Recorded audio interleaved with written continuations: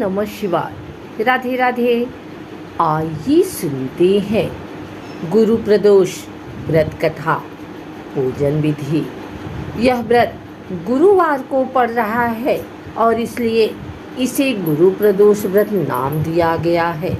इस दिन भोलेनाथ का विधि विधान से पूजा किया जाता है। सबसे खास बात है कि प्रदोष व्रत में भगवान शिव की पूजा प्रदोष काल यानी शाम के समय की जाती है। कहते हैं कि इस दिन प्रदोष काल में भोलेनाथ प्रसन्न मुद्रा में होते हैं और जातकों की सभी मनोकामनाएं पूरी करते हैं। धार्मिक मान्यताओं के अनुसार प्रदोष व्रत 100 गायों के दान के बराबर का पुण्य प्रदान करता है। साथ ही इस व्रत को रखने से जातक को रोग, दोष और दरिद्रता से छुटकारा मिलता है। लेकिन इस बात का ध्यान जरूर रखें कि गुरु प्रदोष व्रत के दिन पूजा के बाद व्रत कथा अवश्य सुनें। प्रदोष व्रत पूजा विधि। गुरु प्रदोष व्रत के दिन सुबह उठकर स्नान आदि कर स्वच्छ वस्त्र पहने और फिर मंदिर में भगवान शिव की प्रतिमा का पूजन करें। फिर दिन भर फलाहार करें और शाम को स्नान करने के बाद फिर से भोलेनाथ की पूजा शुरू करें। प्रदोष व्रत में भगवान शिव के साथ ही माता पार्वती का भी पूजन किया जाता है। ऐसा करने से दाम्पत्य जीवन में खुशहाली आती है। प्रदोष व्रत में भगवान शिव का पंचामृत से अभिषेक करें। उन्हें भांग, धतूरा और बेलपत्र अर्पित करें। फिर व्रत कथा पढ़ें या सुनें और शिव जी की आरती करें। त्रयोदशी तिथि में सायंकाल को प्रदोष काल कहा जाता है। प्रदोष व्रत को मंगलकारी एवं शिव की कृपा दिलाने वाला माना गया है। गुरु प्रदोष त्रयोदशी व्रत करने वाले को 100 गायें दान करने का फल प्राप्त होता है तथा यह सभी प्रकार के कष्ट और पापों को नष्ट करता है। इस व्रत की कथा श्रवण करने से यानी सुनने से ऐश्वर्य और विजय का शुभ वरदान मिलता है। गुरु प्रदोष व्रत शत्रुओं का विनाश करने वाला भी माना गया है। श्री सूत जी के अनुसार यह अतिश्रेष्ठ शत्रु विनाशक भक्त प्रिय व्रत है। इस व्रत के कथा अनुसार एक बार इंद्र और वृत्तासुर की सेना में घनघोर युद्ध हुआ। देवताओं ने दैत्य सेना को पराजित कर नष्ट कर डाला। यह देख वृत्तासुर अत्यंत क्रोधित हुआ और स्वयं युद्ध को उद्धत हुआ। आसुरी माया से उसने विकराल रूप धारण कर लिया। सभी देवता भयभीत हो गुरुदेव बृहस्पति की शरण में पहुँचे। बृहस्पति महाराज बोले, पहले मैं तुम्हें वृत्तासुर का वास्तविक परिचय दे दूं।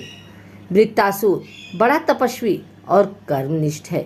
उसने गंधमादन पर्वत पर घोर तपस्या कर शिव जी को प्रसन्न किया।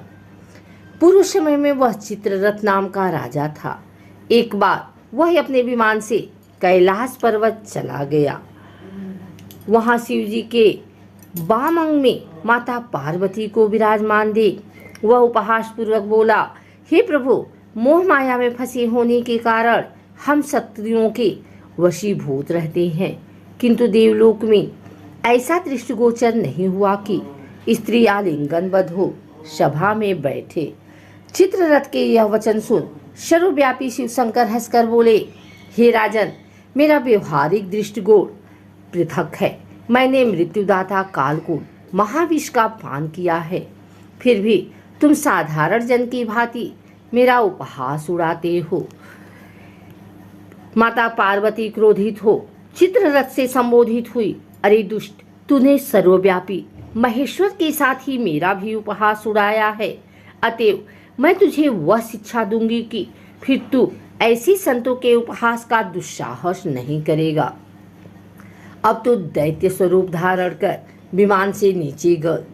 मैं तुझे श्राप देती हूँ। जगदम्बा भवानी के अभिशाप से चित्ररथ राक्षस योनि को प्राप्त हुआ और त्वष्टा नामक ऋषि के श्रेष्ठ तप से उत्पन्न हो वृत्तासुर बना।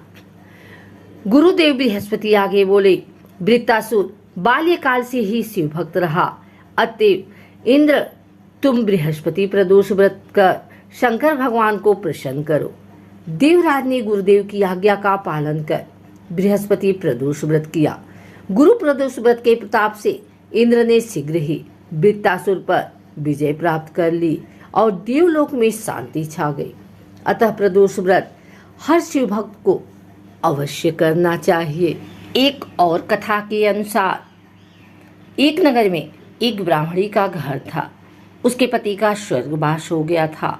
उसका अब कोई सहारा नहीं था, इसलिए वह सुबह उठते ही अपने पुत्र के साथ भीख मांगने निकल पड़ती थी। वह खुद का और अपने पुत्र का पेट पालती थी। एक दिन ब्राह्मणी घर लौट रही थी तो उसे एक लड़का घायल अवस्था में कराहता हुआ मिला। ब्राह्मणी दयावश उसे अपने घर ले आई। वह लड़का विदर्भ का राजकुमार था।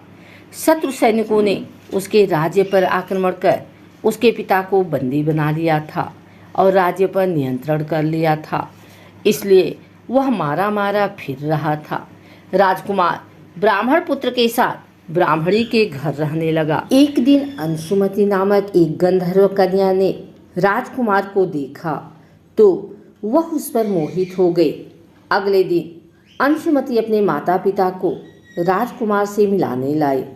उन्हें भी राजकुमार पसंद आ गया। कुछ दिनों बाद अंशुमति के माता पिता को शंकर भगवान ने स्वप्न में आदेश दिया कि राजकुमार और अंशुमति का विवाह कर दिया जाए। वैसा ही किया गया। ब्राह्मणी प्रदोष व्रत करने के साथ ही भगवान शंकर की पूजा पाठ किया करती थी। प्रदोष व्रत के प्रभाव और गंधर्व राज की सेना की सहायता से राजकुमार ने विदर्भ से शत्रुओं को खदेड़ दिया और पिता के साथ फिर से सुखपूर्वक रहने लगी। राजकुमार ने ब्राह्मण पुत्र को अपना प्रधानमंत्री बनाया।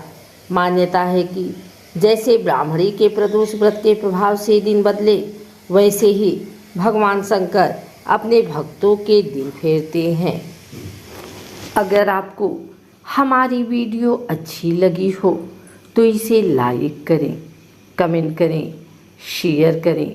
हमारे चैनल को सब्सक्राइब करके बेल नोटिफिकेशन ऑल पर सेट कर लें ताकि आगे आने वाली वीडियो सबसे पहले आप तक पहुंच सके।